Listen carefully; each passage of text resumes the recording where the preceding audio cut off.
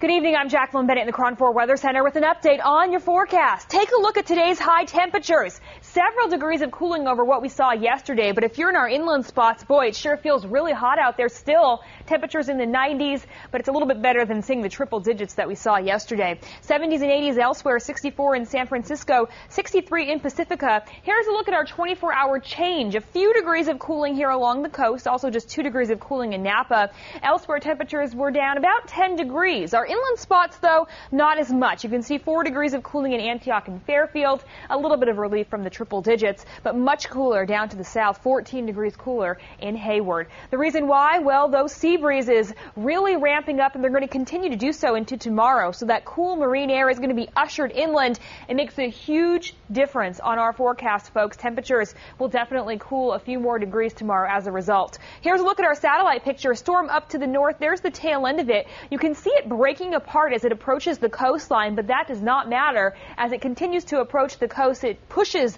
that cool marine air to our coastal spots and into a little bit of our inland spots as well. We can see that here on our fog tracker for tomorrow morning. 5 o'clock in the morning, look at the areas affected by the low clouds and fog. All of these areas are going to get that cool marine air for tomorrow, and it makes a huge difference on those temperatures.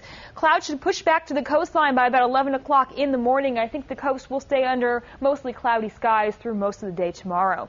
Let's take a look at those temperatures. 83 in Santa Rosa, 68 in San Francisco. Inland spots about 90 degrees. They're going to get a little bit of the influence of the cool marine air, but it's not going to blanket them in clouds for the morning, obviously, so it's still going to remain relatively hot. Down to the south, temperatures along the coast, 63 at Half Moon Bay, 82 in San Jose, 87 in Los Gatos.